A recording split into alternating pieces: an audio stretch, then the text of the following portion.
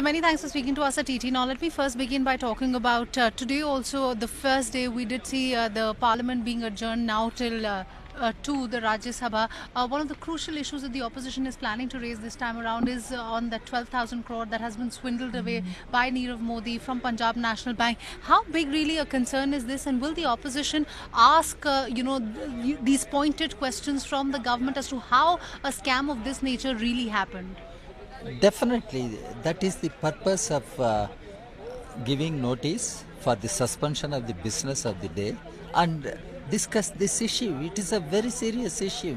What happened in Punjab National Bank, the second largest public sector bank, was a huge scam, huge loot, and how it was allowed to take place, how the persons who did such a fraud were allowed to run away from the country.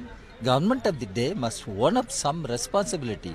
Government of the day must be held answerable, accountable, and that is why we wanted to raise that issue. And this is one part. The other part, how to restore confidence of the people in our banking system. Absolutely.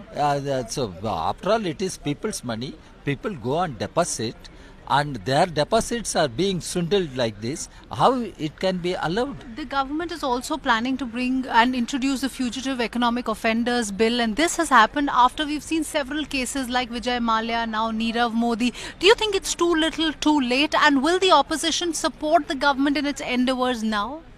Definitely it is too little, too late, but this should not go as some kind of eyewash. The government should come out clean and show its credibility and commitment to clean up the system and save the country's financial sector and give confidence to the people. But I do not think this government is having any committed view on this. While you are saying the government doesn't seem committed to resolve the mess in the banking sector, one also has to see several steps have been taken. There's a bank board bureau that's in place. Apart from that, the government is looking to recapitalize the PSU banks. What is it that the parliament or the MPs from other opposition parties are planning to ask the government to do? Where do you think is the more problem? Because while I understand the government is the majority shareholders in all of these PSU banks, one also has to take into account the role that the RBI played, the auditors played as well.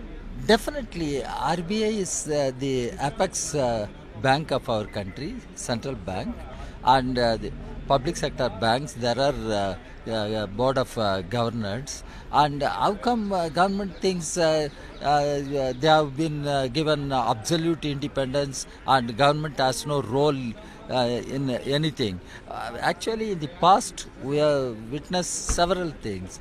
Arshad Mehta case came, Katan Parekh, that case came.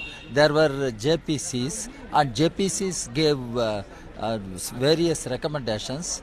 Despite the recommendations given by various joint parliamentary committees, how this scam was allowed? You also call for a joint parliamentary probe into the Punjab National Bank. I can speak for my party. I think it can be one effective instrument to go into the depth of issues and provide suggestions so that our banking sector can be saved and in the interest of the people and in the interest of the country.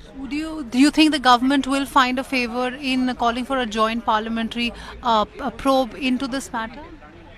I do not think whether government will agree, but at the same time, it is a genuine demand. Earlier on 2G and other things, even BJP demanded JPC. Right. When BJP was in opposition, when BJP is in power, BJP should not say, oh, JPC cannot be accepted. It is an instrument available for Parliament. It is not that something we ask which is not available for the Parliament.